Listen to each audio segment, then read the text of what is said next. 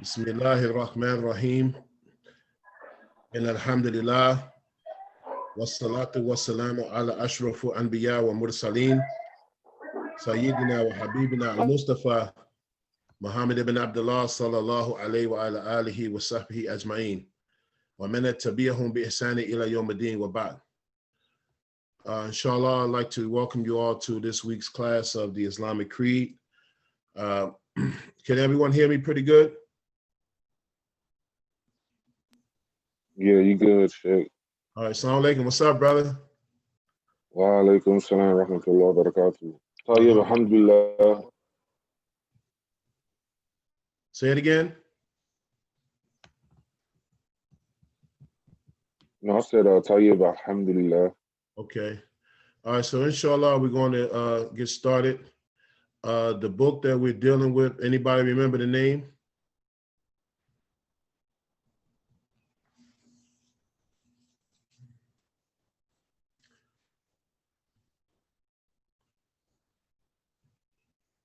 Anybody? No, this is my first class, shit. Okay, yeah, we're covering a small text. It's called the Introduction to the Islamic Creed. On Arabic, it's called Risalah Fi Ilm, at-Tawhid. All right, so it's a basic book. This is the book by Imam Ibrahim al-Bajuri, rahimahullah, who was one of the grand muftis al-Azhar. We covered in the class previously that he was number 19 on the list. All right, so this is a very simple text that we're covering, and I'm doing it a little different. What I'm doing with this text, inshallah, is that we're covering a couple attributes every week, and then because I want people, if they're going to be in the class, I want them to memorize them, inshallah ta'ala. All right, so we said the author's name, his name is Imam Ibrahim al-Bajuri. He was a scholar at Al-Azhar. He was born in the year 1198 after Hijrah, which is 1784 of the current era. And he died in the year 1277 AH, which is 1861. So he was approximately 79 years old when he passed. And he was known as one of the Imams of Al-Azhar, which is a prestigious title for teachers who, or the Grand Imam.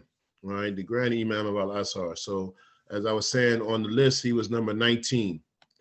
All right, so you can look up the list of the Imams of Al-Azhar, and you'll see his name on there as the 19th one once they started, documenting him. All right, so this book is basically covering the basics of creed. So we're going to do a little review, inshallah. All right, so we're talking about Aqidah. Everybody knows here what Aqidah means. Correct?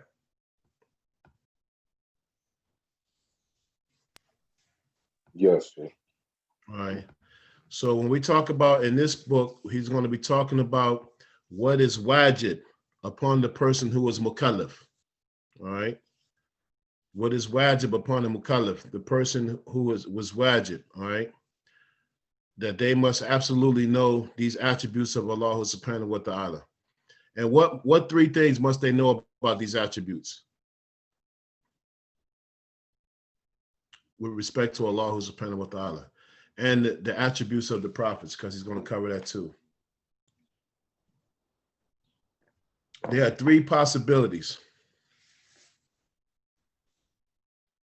There are three concepts we're talking about in Aqidah. I gave you one already. So wajib, fard, and stuff like that you talking about? No, wajib with respect to Allah, what is rationally obligatory that we must know about Allah. All right. Then we have what's called jaiz. Oh, okay. Yeah. Okay. You know where I'm going with it now, right? What is jaiz? Yeah. What is jaiz? What does jaiz mean? Like good or something like that? It means what is rationally possible. All right. And then the next thing is mustahil. What is mustahil? Well, it'll be impossible. Yeah, what is rationally impossible for Allah subhanahu wa ta'ala. And when we say impossible, we don't mean like Allah being incapable of doing something. We're talking about with respect to his majesty and his honor, that it doesn't even apply to him. So that's what we mean by impossible. All right, so the author mentions those three things, that this is what he's writing about. And this is obligatory upon the one who was mukallaf. What is mukallaf? What makes a person mukallaf? Yeah, legally sane, with sound reason. Puberty and all that stuff like that. Yeah, puberty. And what else? One more thing, that there's a little ikhtilaf about it, but something else. I'm not sure about the third. Some of the scholars have said that the proper message of Islam has reached them.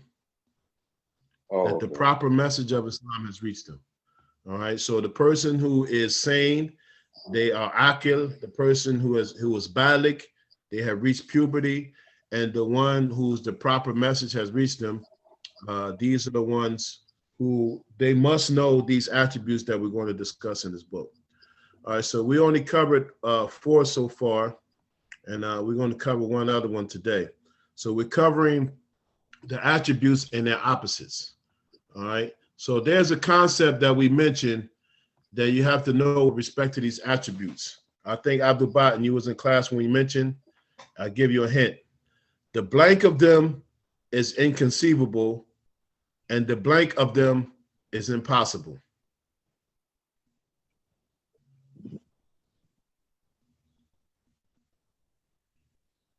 You could take a stab at it too, Abdul Aziz, if you want.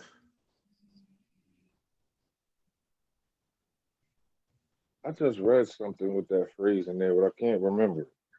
Dealing with, situations. Getting rusty, boy. I can't. Yeah, I know. I just read it. Hey, could you repeat that?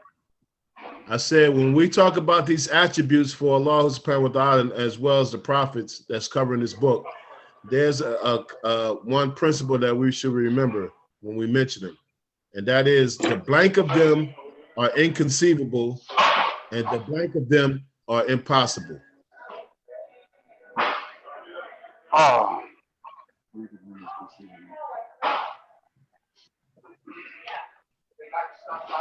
Oh.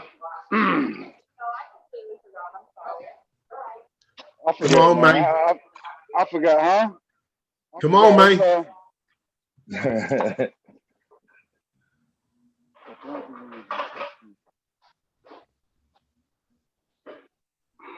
Is it understanding? Not understanding, but I forget. I don't know. All right. The absence of them is inconceivable, and the blank of them is impossible. The absence of them is inconceivable, and I kind of gave you the answer early on. Because we're talking about the necessary attributes and their what?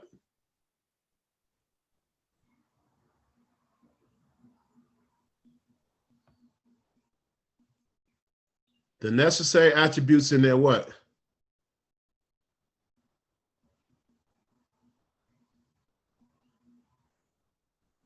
Anybody? Said in the opposites. They're opposites. Yeah, Opposite, right? Huh? They're possible and impossible. So they're opposites. So now we fill in the blanks. The absence of these attributes for Allah are inconceivable. And the presence of them? No, the absence of them are inconceivable. The absence of them is inconceivable, and the presence of them is. And the opposite of them. The opposite of them are impossible. Okay, but I was looking for opposite. Present. I was looking for the opposite of the word present. That's what I was looking for. Okay, I got you. Yeah, this is a sentence that we should remember, that when these respect to these attributes, the absence of them are inconceivable, right? Meaning for Allah subhanahu wa ta'ala, for Allah to be who He is, He absolutely must possess these attributes, all right? Mm-hmm. So the absence of them are inconceivable, and the opposite of them are impossible, all right? So that's something that we should remember. So what's the first necessary attribute that we talked about? The first necessary attribute that Allah exists. That right, existence. What is the name of that attribute? Man, I forgot. I forgot, bro. Okay. It's al-wujud. Okay. Al-wujud. Okay. So that means that Allah subhanahu wa ta'ala absolutely must exist. All right. It's necessary for him. Right. And the opposite of it, what's the opposite?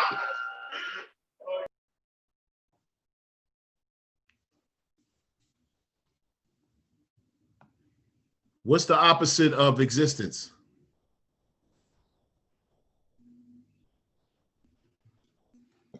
Non-existence. Keep going. Yeah, non-existence. Good. What's the Arabic term?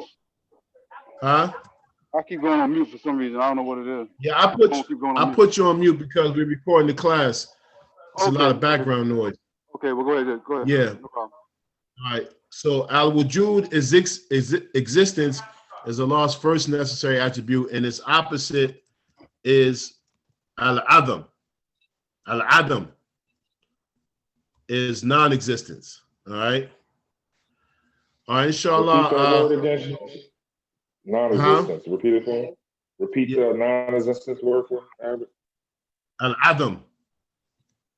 Al-adam. Okay. With an ayn, which is non-existence. All right. So, well, the sentence that we said that the absence of existence for Allah subhanahu wa ta'ala, it is impossible. And the opposite of it, al-adam, which is non-existence, the absence of wujud is inconceivable for Allah subhanahu wa ta'ala. The rational mind cannot conceive that Allah subhanahu wa ta'ala does not exist. He has to exist, right? And the opposite of it, of non-existence, is impossible for Allah subhanahu wa ta'ala. All right, is that clear? Okay, I mentioned it in the previous recordings. You had to go back and check them. That in this class, what we're going to do is we're going to go over the attributes because I want you to memorize them. All right. All right. All right? So the first one we did is al-wujud, which is existence, and its opposite is al-adam. All right. The second one is al-qidam. What does al-qidam mean?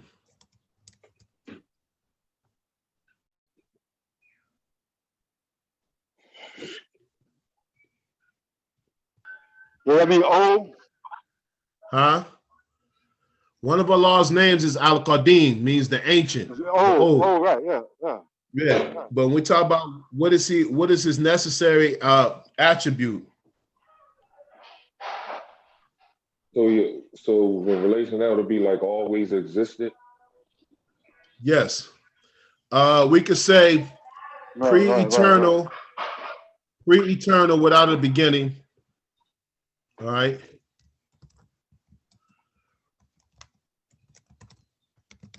Or a word that they use, I see,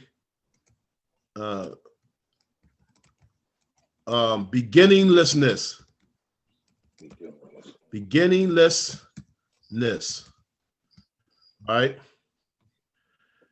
So that means Allah subhanahu wa ta'ala always existed. There was nothing that came before him, nothing that would, and this is necessary for Allah subhanahu wa ta'ala, as the rational mind cannot accept that something came before Allah subhanahu wa ta'ala.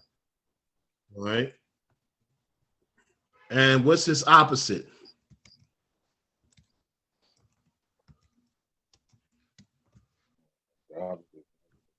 Well, he would never non-exist. That contingency, al-huduf. Its opposite is huduf, meaning something that it changes. He never changes. Huh? He never changes. You guys think he changes or created? Hold on. Its opposite is al-huduf, which means to have contingency, meaning that something that came into existence had to come as a need. All right. Allah subhanahu wa ta'ala existed without any need. All right. All right. So huduf come from what word? You hear a word in there? Qadr? Huduf.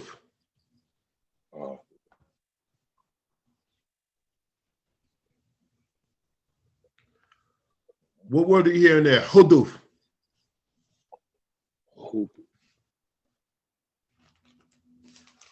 What are the sayings of the Prophet of Islam are recorded in what? What are those things called? Hadith. Yeah, hadith, huduf. All right. So huduf actually means something that originated, or an event, or a story. All right. So the opposite of al-qidam means, which is pre-eternal beginning.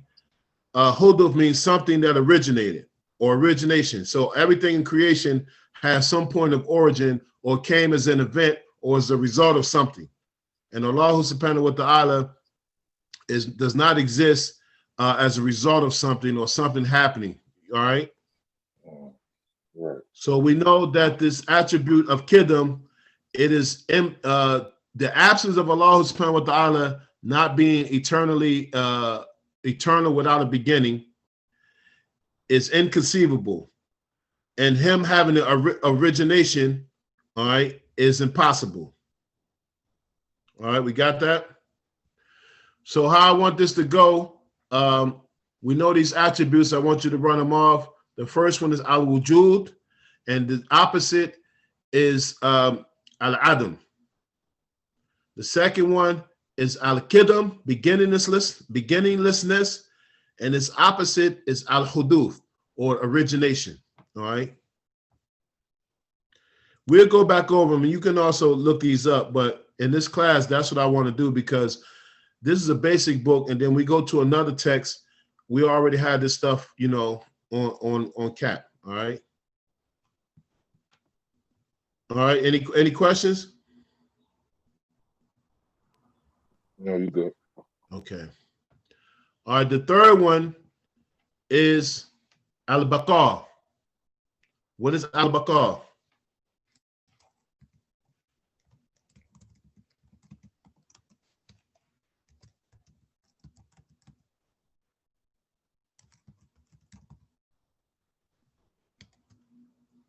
Anybody? What is al-baqa?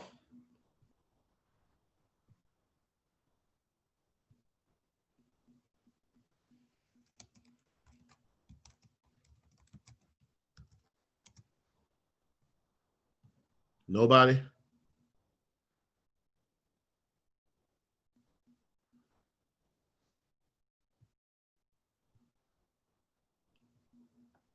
Anybody?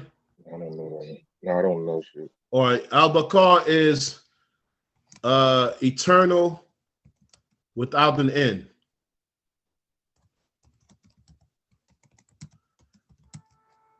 Or endlessness. All right. All right. So Allah subhanahu wa ta'ala, he is attributed with al-baqa. It comes from a word baqiya, right? Which means to remain. All right. But it comes from a word that means to remain. So with respect to Allah subhanahu wa ta'ala, it is necessary for him that he is eternal without an end. All right. That he doesn't cease to exist. He doesn't come to an end. And what is this opposite? Anybody?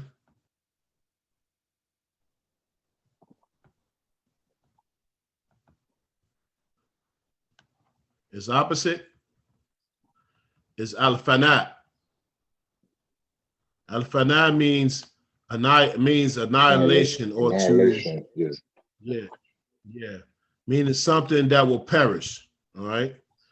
We know of any ayahs in the Quran that talks about that? Or fana is annihilation or extinction. All right. I like that word, annihilation. Yeah, I'm familiar with that term, like people saw. Yeah, That's one of the terms that some of the people tasawwuf use, like where you reach a state of fana, you know, it means that everything, nothing else matters except Allah. You annihilate all of your lower self, and the only thing that you concentrate on is Allah. So it has this term, I mean, it has this context in the world of tasawwuf. But with respect to Allah subhanahu wa ta'ala, the opposite is annihilation or extinction. So the absence of al-baqa, or endlessness, or being eternal without an end, is inconceivable for Allah subhanahu wa ta'ala. All right, because if Allah came to an end, you know, that means that all created things come to an end, and Allah subhanahu wa ta'ala is not a created being. All right. Then, and if he had he not been non-ending, he would have had a beginning, and anything that has a beginning has an ending. All right, this is rational, the rational judgment we make. Anything that has a beginning or comes into existence is going to cease to exist or come to an end at some point. And also, anything that comes into existence is going to change over time. All right, it's going to be subjected to time. It's going to subject it to some type of change, and this is impossible for Allah. All right, so al-baqa is the absence of endlessness for Allah is inconceivable. And its opposite of al-fana is impossible for Allah subhanahu wa ta'ala. All right, so how many we got so far? We got al-wujud, which is existence, and its opposite is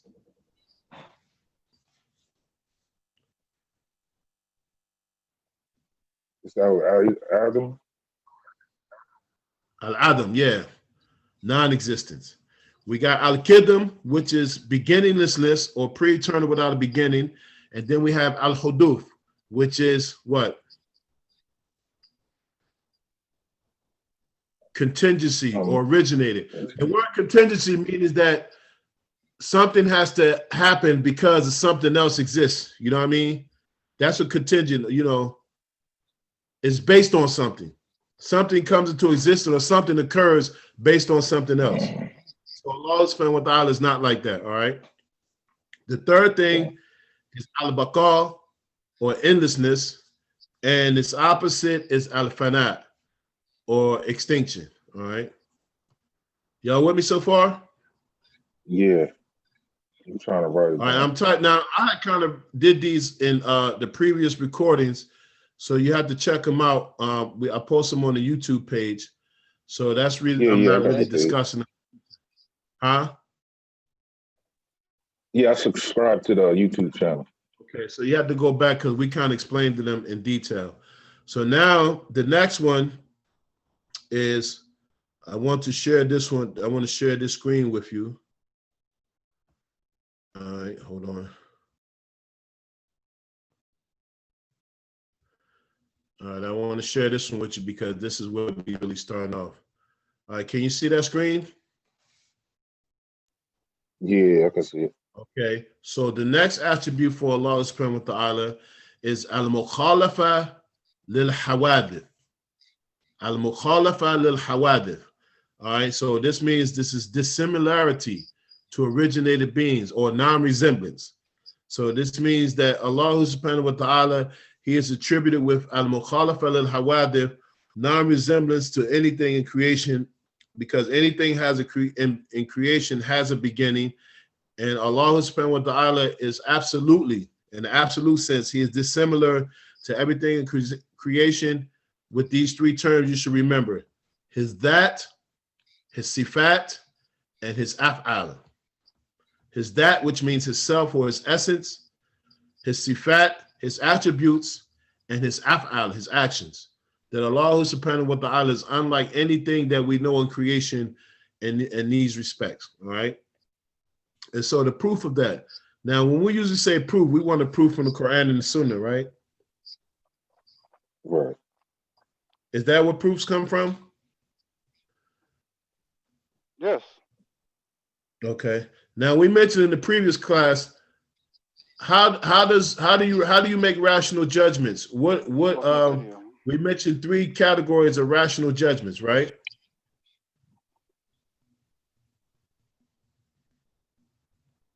You remember that? You have you make a hukum al-aqli. All right. You have a rational judgment, meaning that before you even knew what Quran and Sunnah was, you had to make a rational judgment about something. And we talked about, what was the example we gave? Well, if you don't remember example, just think of something that you make a rational judgment about, that you already pre-wired to do it. For instance, if it's snowing outside, right? Yeah, you put a coat because you know the sensitivity is cold outside. Right. Right. So you know not to go outside with without no clothes on. Right? Right. So that's an example of a rational judgment, and many others. So when we say the proofs that what is a rational judgment that we make as people who are saying that Allah subhanahu wa ta'ala, he cannot be like anything, right? Because our rational judgment, like if you see something that's similar to, or see something in the image, you would think that it's similar to you. And this is where people did these putting putting God in an image and then make them like them, So a rational judgment, like we would make when we were Christians and we saw the white Jesus hanging up, what kind of rational judgment that we think that you would make?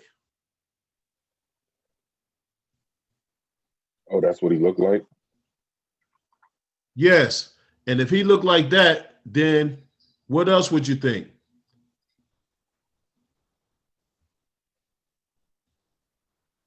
I don't know. I would think it's contradictory because it didn't say that in the Bible.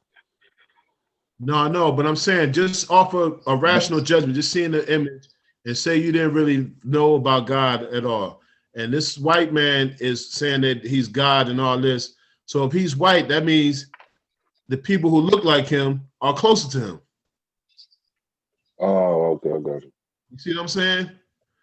That's in your subconscious mind, you would think that, you know what I mean? Like, because one of the things that when we thought we made another rational judgment, we used to ask, well, why is he white? Because our rational mind tells us we're not white. Or at least y'all not. I am.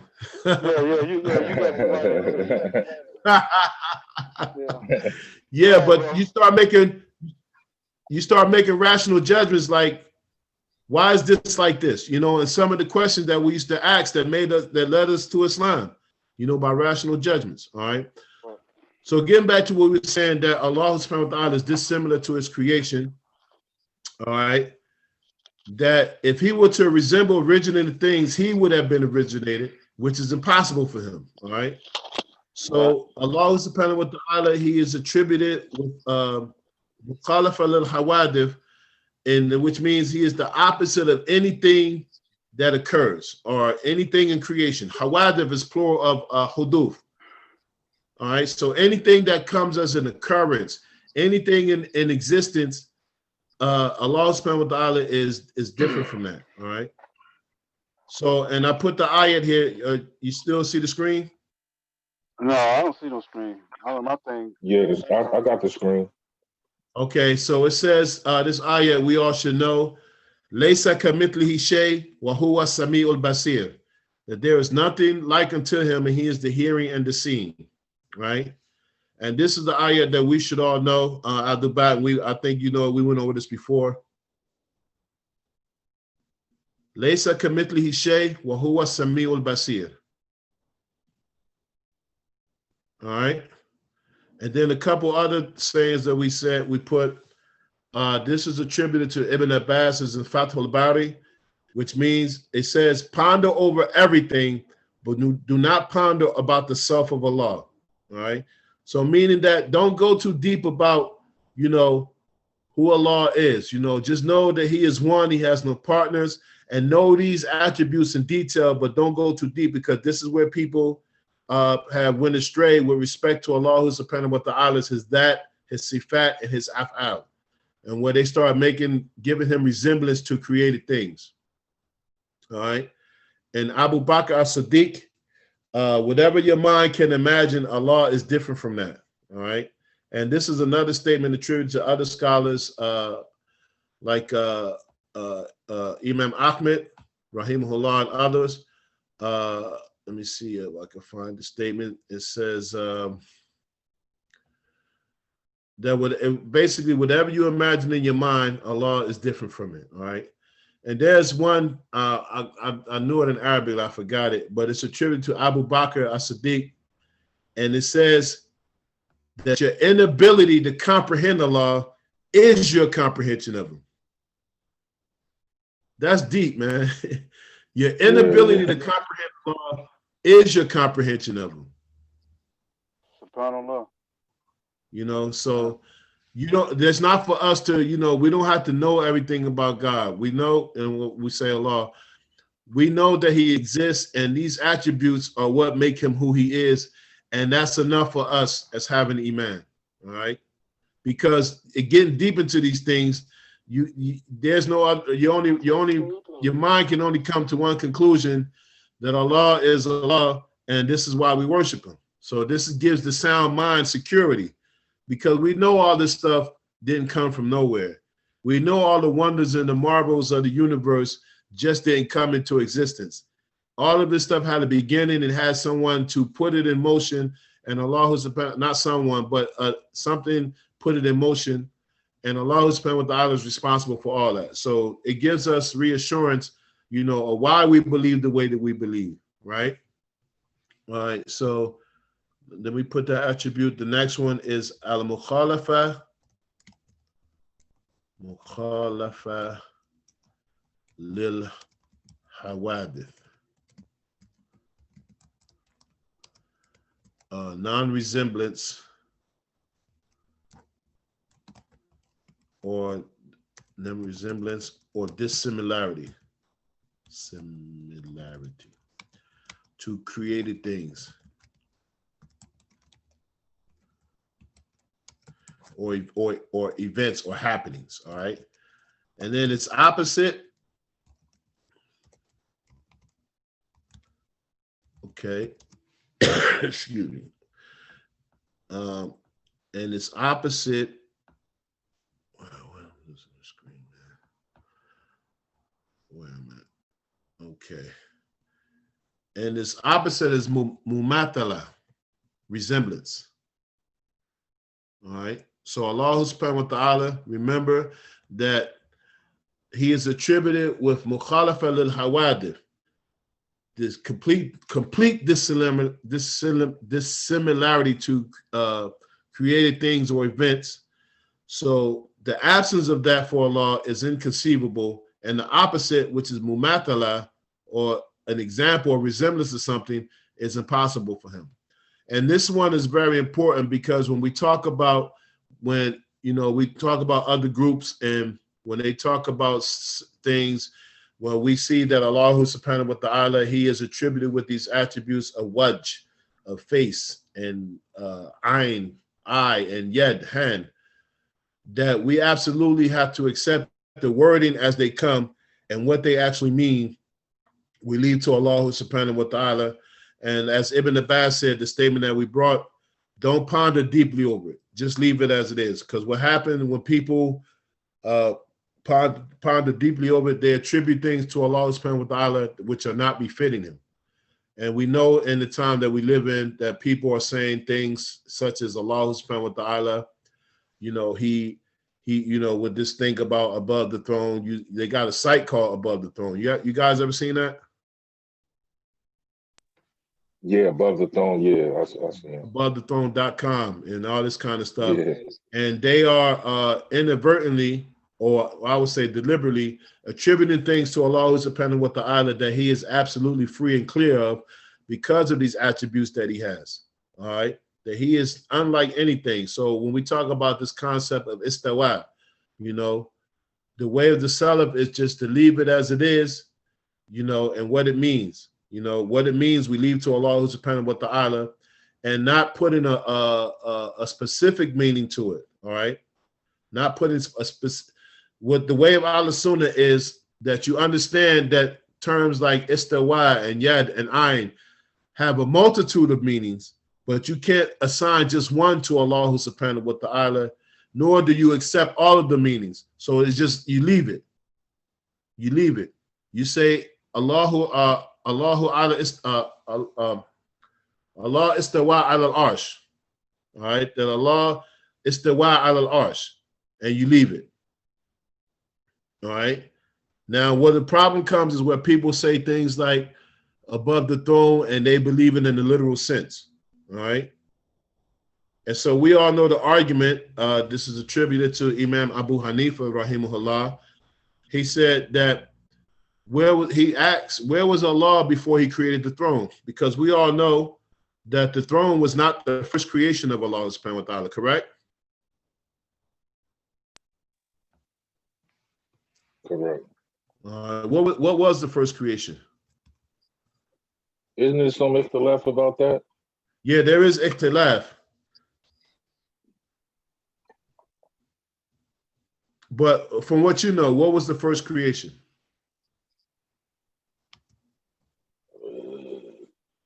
I'll go back in my head. Yeah, come on, man. I know it's something between like the pen. Like something dealing with the column. Yeah, column. Yeah. Okay. All right. So there's ikhtilaf, but some of the stronger views is that the pen was the first thing created.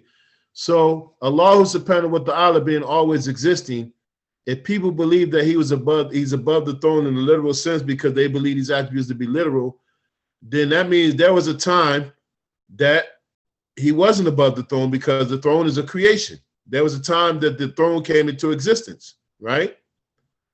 And Allah subhanahu wa ta'ala always existed. So if he always existed, he would have to always have been above the throne because Allah subhanahu wa ta'ala, he is al-Qidam and al-Baqa, that he doesn't change. He's not subjected to change. All right. And this is where it becomes problematic when people understand these ayats, and I mean, not these ayats, these attributes in that fashion. When they say that they're literal, they already assign a meaning to them. And then they will say, huh? So I got a question. Yeah. Isn't it written somewhere that the throne is Allah's greatest creation? Yes. You know, so when I see that ayah about Allah is above the throne, and I'm not no scholar, I don't I'm just saying, how I view that is that Allah is greater than this throne. He's Say it again. How I view that ayah, but when it says about Allah above his throne, the above to me means that he's greater than his greatest creation.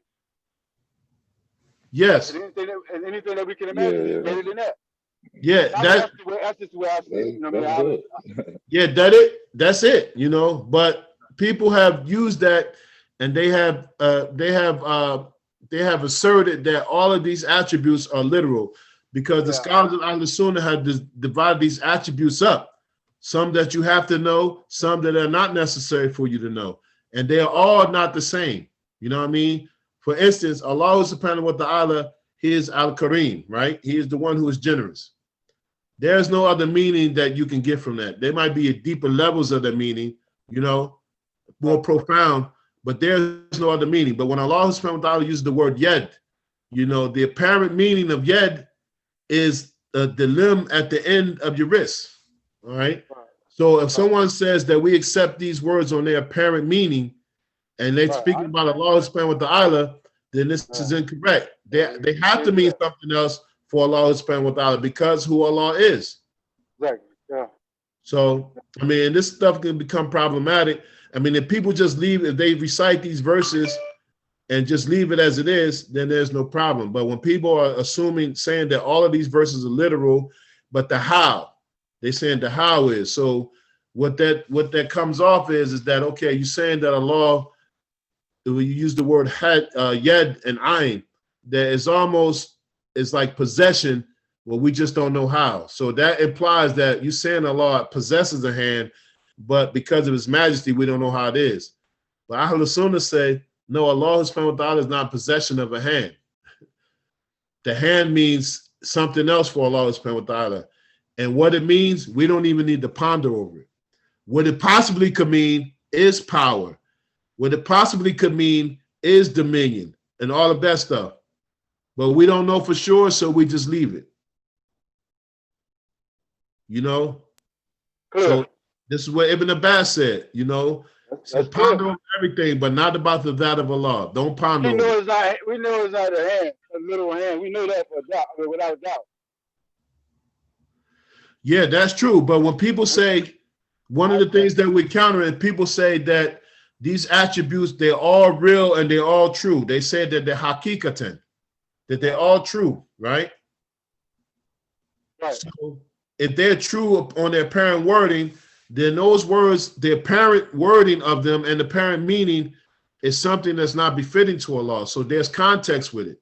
And when we study it more, you'll see that the scholars of the past, they actually either didn't delve into it or they made a proper interpretation. These two terms, which is called tafweed, or consigning the meaning to Allah, or they did ta'wil, which means to give it a proper interpretation. No. So, and that's what some of the things go wrong, and sometimes we have to explain them. But that's the last one we're gonna cover for today. So, inshallah, you brothers ride with me for this class, and we'll get some more. But we'll go over them because what I want, the goal of this class is for us to be able to run off these 13 necessary attributes from the dome. All right. So, anybody want to give it a try today? What you mean that will be went over? Say it again. You talking about the attributes we just went over? Yeah. Well, yeah, you got al-wujud. Al-wujud, which means what? Existence. Okay, and its opposite is what? Al-adam. Which means what? Non-existence. Then we got al-khidm. Al-khidm. Which means what? Write that meaning down for that one. I forgot to write you it can down. say pre-eternal. Okay. Pre-eternal beginning. beginning. Okay. Or eternal without a beginning. All right. Or beginninglessness. Beginning. Yeah. All right. And its opposite? Al-huduth. Al-huduth, which means what? Basically contingency. Yeah, contingency. All right. The next one? Al-baqal. Al-baqal. Al-baqal. Yeah. Which means what? Endlessness. Eternal, basically. Or eternal without an end. Without an end, yeah. And its opposite?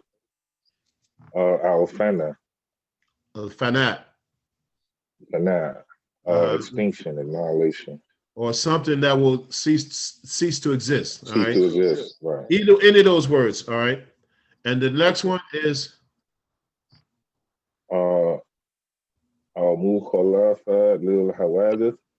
Al-mukhalafa. Mukhalafa lil hawadith. Yes. What does it mean? Non-resemblance. Okay. Non-resemblance, yeah, to anything. Okay, and its opposite is mumathalafa. No. Mumathala. Mumathala. Or resemblance. All right. Right. Okay. All right. So with these attributes and there's necessary attributes and their opposites, what do we need to remember about them?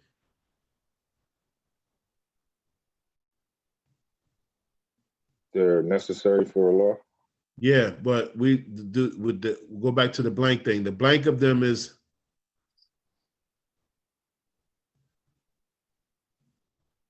impossible.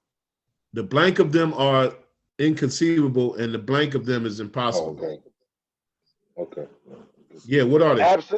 The absence of them is inconceivable, and the opposite of them is impossible. Okay, what? Say that again, Abdul-Bahan, for me. I'll write it down. The absence of them is inconceivable, and the opposite of them is impossible. Okay. All right, I'm gonna put that in the chat box. Oh yeah. This is something that we have to remember. All right. All right. So, all right, and so we'll cover these. We'll cover 2, 3 a week, and then we'll cover the ones on the Prophet Sallallahu Alaihi Wasallam. So if you ride with me, we just gonna memorize them and then go over the meanings of them with some proofs. Some other things that we may remember. Who was this statement that says that your inability to comprehend Allah is your ability, is your comprehension of Him? You said Ibn Abbas, No, that was Abu Bakr Abu Bakr as-Siddiq. So who said ponder over everything except, but do not ponder too much over the self of Allah? That was Ibn Abbas. Ibn Abbas. All right. Yeah, okay, I got it mixed up. All right. So what does this ayat mean? Laysa kamithlihi shay. I mean, Allah has always existed. He is now as he ever was. No, the actual ayat means there is nothing like unto him. Oh yeah. There's nothing like the likeness of Allah. Yeah. So this ayat, when we talk about this attribute of mukhalafa lil hawadith, all right, that there is nothing unlike to him. All right. Yeah. There's nothing like the likeness. That was of Allah. 42:11, right? I think it was. Yeah, 42:11. Yeah, the translation, one of the translations, that there is nothing like Allah's likeness. Okay. So if there's nothing like his likeness, there's nothing can be comparable to him at all. Right. And anything that Allah has found, anything that you imagine in your mind, Allah is the opposite of it, or is different from it. That's why I turned it last time. Okay. All right. Any questions? Yeah, I got a question. Sunday. Oh, go ahead. It wasn't Ali that said Allah existed. Allah always. What was the statement of Ali? Allah always existed, and He is now as He ever was. Yeah, Allahu mawjudun bila makan. That Allah existed and there was no place. Wa huwa al-an ma alayhi kan. And He is now as He ever was. So, and that's important to know because the throne is a creation of Allah, and it's in a location. What else do we know about the throne? What is it? This is a trivia question, real quick. What else do we know about the throne? Yeah. About its size. It covers the whole heavens. It is the ceiling of Jannah. Yeah. All right. And so the throne is a creation. It is wide. It said it is I think it says wide as the heavens and the earth. So it has proximity, meaning it has size, it has depth. It's an actual creation. It had a beginning. And Allah who's dependent with the Allah is not like anything that had a beginning because He is Al-Qidam, right? Yeah. He existed eternally without any beginning. Because if he is above the throne in a literal sense, that means before the throne came into existence, He had to be somewhere else in the literal sense. And that's not attributable to Allah subhanahu wa ta'ala. He is free and clear from spaces and places and time passing over Him. Too powerful to be contained. Huh? I said He's too powerful to be contained by a place or anything. Yeah, too powerful, because then that would make Him be like surrounded by His. Yeah. Huh? In need of something. In need of something. Yeah, in need of something. Yeah. That would make Him huduf, contingent. Yeah. And that is an attribute that is impossible for Allah. Right. All right. All right. Okay. Any other questions? No, but I found that statement of Abu Hanifa. I was looking for something else. Say it again. No, I had ran across because I remember saying something. I don't know if I posted it on my Facebook, but it was like, I think it would attribute to one of the scholars, but it said if you acknowledge one of Allah's attributes, like it's talking about the, Yad and all of this, you say, yeah, He possessed it, but not like ours. Even that's incorrect. Yes. You know what I'm saying? It was saying something like that. Yeah. Yeah, because Yad for Allah doesn't mean possession of a limb. because the apparent meaning, without any context, means a hand, an appendage at the end of a wrist. Right. All right. So when we talk about Allah, is that because this is something that's about Allah's essence. He's free from this stuff. So this is why the Salaf used to, as it said, they used to recite these ayats as they came, and then they passed over them and they left them as they were. Right. That Allah ar-Rahman al-Arsh istawa, that Allah made istawa over the arsh, right? And this is why some of the scholars have said it's better to not translate these words. And that is something that we understand. We mentioned in the class last week or the week before, when we invite people to Islam, we don't say, we want you to follow the true, the peaceful religion, or the religion of submission. We don't say that, do we? No. We say Islam. Yeah. Because it's befitting when people know, when they talk about religion, Islam, they know that this is Islam, and one who practices Islam. We don't say to people, one who submits their free will to Allah. That's what a Muslim means, right? We say Muslim. Yes. So some of these terms, they're more appropriate when they're not translated and people understand the meaning. Right. I got you. I follow you. You follow what I'm saying? Like, yeah, I got you. At first I was like, what are you talking about? Yeah, that's what it means, though. But yeah, but I understand. I understand what you said. Yeah, I mean, that's what it means, but you don't have to explain that. I got you. All right, yeah. So just like, we say people, at the time we live in, the influence of Islam, people ask you, are you on your deen or you deen? And a non-Muslim will ask you that. Yeah. They know what deen means. You don't have to go into detail. They already know, because it's appropriate to leave it as it is because the meaning is understood, right? Yeah. So.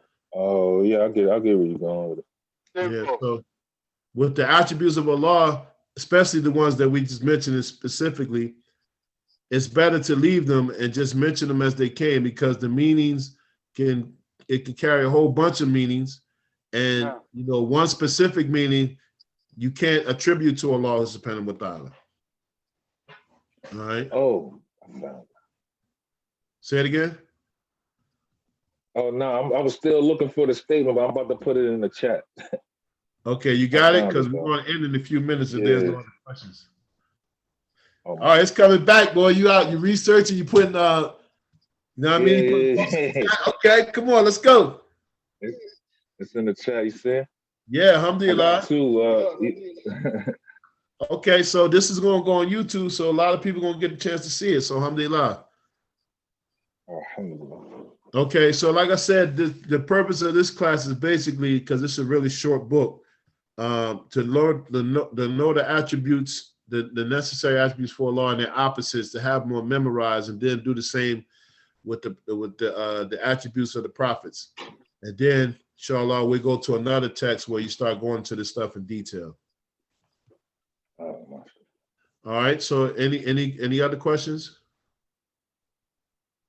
No, I'll be with y'all, inshallah, from now on. Okay, inshallah. We're glad to have you along, brother. MashaAllah. Okay, so there are no other questions. We're in. Subhanaka Allahumma wa bihamdika ashhadu an la ilaha illa anta astaghfiruka wa atubu ilayk. Assalamu alaikum wa rahmatullah. Wa alaikum assalam wa rahmatullahi wa barakatuh.